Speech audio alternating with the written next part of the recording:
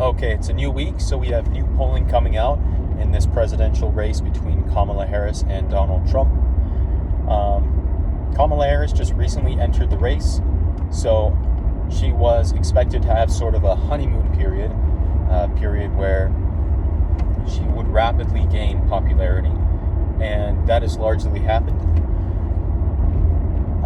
Before Joe Biden dropped out, Trump was ahead of him by about 3 points, and now the race is flipped, and Kamala Harris, in a head-to-head matchup against Donald Trump, is ahead by 0.5 percentage points, and in a 5-way race including Robert F. Kennedy, Cornel West, and Jill Stein, she is ahead of Trump by 0.6 percentage points. So it is still very close, definitely within the margin of error, but clearly Kamala Harris has momentum and is gaining in the polls. When it comes to the state-by-state polls in those 6 or 7 battleground states of Pennsylvania, Michigan, Wisconsin, as well as Georgia, Arizona, and Nevada, and you can also throw North Carolina into that mix, Trump is still ahead in each of those states except for Michigan at the moment. And in Michigan, he's only behind because of somewhat of an outlier poll, which showed Harris ahead by 11. Kamala Harris is definitely not winning Michigan by 11 percentage points. But the thing about the state polling is they're a lot less frequent, and we haven't gotten a ton of state-by-state polling since Harris entered the race. So that could change. Harris could gain in those states, and she could end up with a lead in those states. But at this point, just based on history and how Donald Trump has performed against the polls, in both 2016 and 2020, Trump outperformed he outperformed the polls, especially in the states. So in 2016, everybody knows that Donald Trump was far behind Hillary. Everybody thought Hillary was going to win. They had the percentage chance for each candidate to win, and Hillary Clinton was in excess of 90%, and Trump was at like 3% or something. But Trump wound up winning that race. In 2020 as well, Trump did not win the race, but he did outperform the polls. The polls had him down something like 7 points. He ended up losing by about 4 points in the popular vote, and by very, very narrow margins in those critical swing states. So I say that because if the election were held today and everything was consistent with the polls, if you assume that Trump still outperforms those polls, he would end up winning the race. So, if you're a Trump fan, it's not time to panic yet, but it is time to work. It's time to get people registered to vote, get yourself registered to vote. Look up on your state's website how to do that. Find out if your state has same-day registration and what their rules are. But the point is, this is a very tight race, a very close race, and it's going to be competitive all the way to the finish. Meanwhile, last night, Representative Cori Bush lost her primary. She is a Democrat and a member of the Squad, or as I like to call them, the National Suicide Squad. She is the second member of this squad to lose a primary this year. Earlier in the year, Representative Jamal Bowman lost his primary in New York after a campaign with a tremendous amount of spending, huge events with Alexandria Ocasio-Cortez. Jamal Bowman still lost his race. Likewise, Cori Bush has lost her race and will lose her seat in the House of Representatives. This is great news for the country. We're seeing less radicals in Congress. We're seeing a country that wants to move towards moderation. And the fact is that if the country does want a moderate president this November, then the country will choose President Donald Trump, because he is by far the more moderate president among the two candidates. Trump has actually worked with Democrats, passed bipartisan legislation on issues like abortion or guns. He is far and away the more moderate candidate.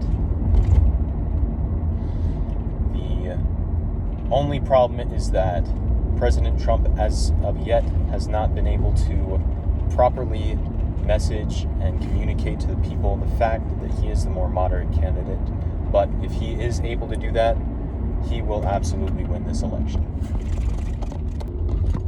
Real quick, I wanted to talk about who I'm voting for this election and why.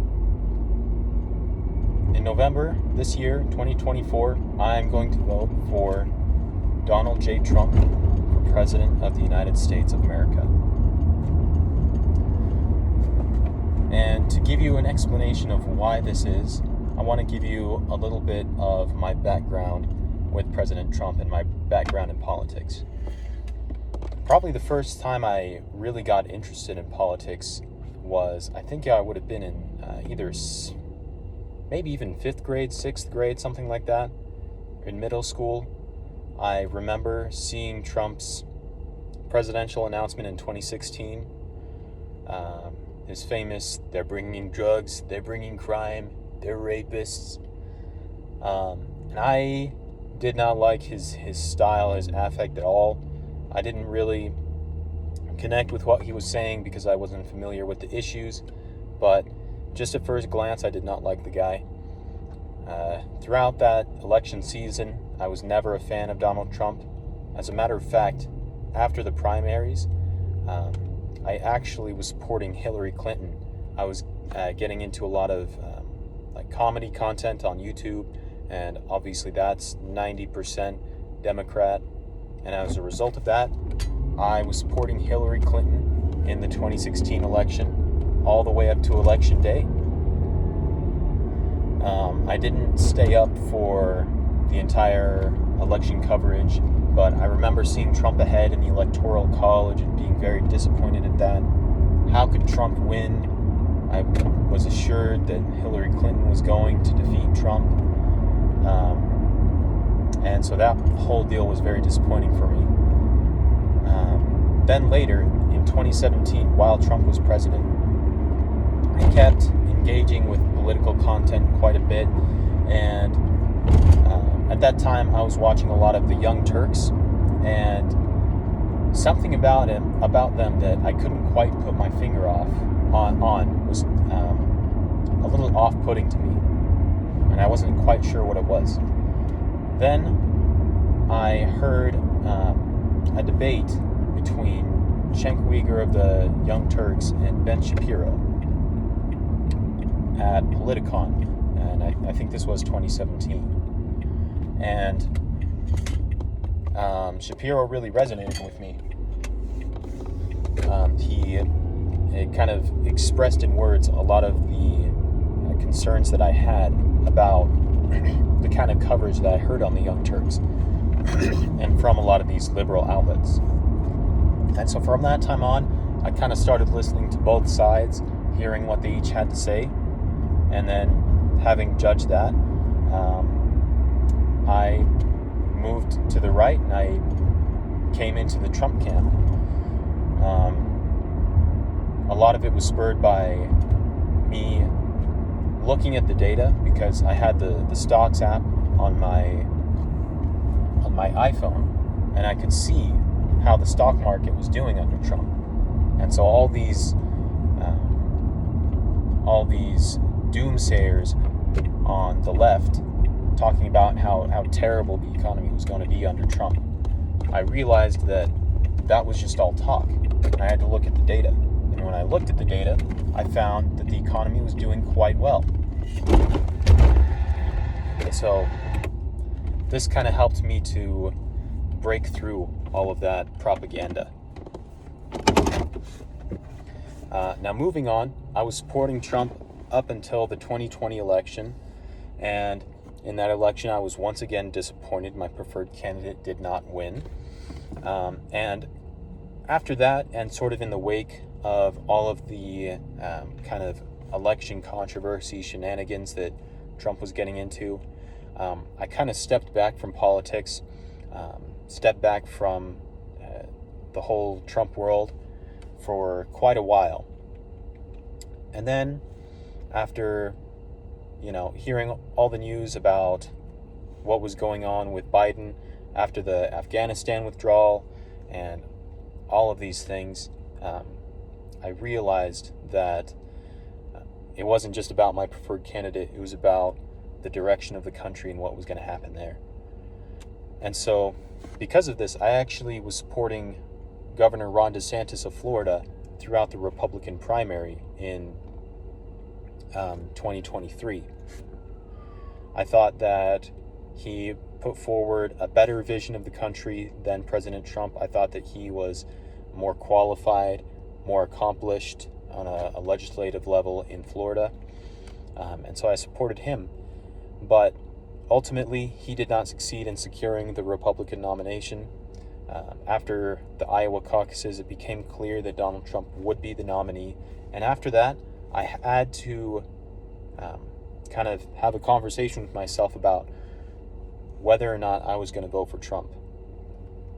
Now, the reason that I was questioning this is because, A, he has a lot of questionable character attributes. Obviously, with his family, him cheating on all three of his wives throughout his life, and just kind of his affect, like I mentioned before. Additionally, I have disagreements with President Trump on things like trade policy and abortion, and a few different issues. But ultimately, I decided that at that time, Joe Biden was such a worse alternative on the economy, on social issues, on judicial appointments, that I really had a duty to vote for President Trump. And my last struggles with this came from the fact that I am from Idaho. At that time, I was living in Utah. But either way, both are very Republican states. Both are going to go for Trump this election, regardless of what happens. And so part of me said, I'm not really excited to vote for Trump. I'm just not going to do it. It'll be fine. But then I thought to myself, if I was in a swing state like Michigan or Arizona or something, would I vote for Trump in that case? And I realized that because of the alternative, I would have voted for Trump if I lived in a swing state. And so my belief is that the principled thing to do is to vote for him. If I would vote for him in one of the swing states, I should vote for him in a red state. And so that is why I am voting for President Trump this election. Okay, so in a tragic story out of the UK, it's been reported that there was a recent stabbing attack which claimed the lives of 3 young girls and injured several others. The perpetrator has been identified. I'm not going to say his name right here, but he's been identified as a 17-year-old boy who's the son of Rwandan immigrants. There was initially a lot of speculation and plenty of false rumors going around about his identity.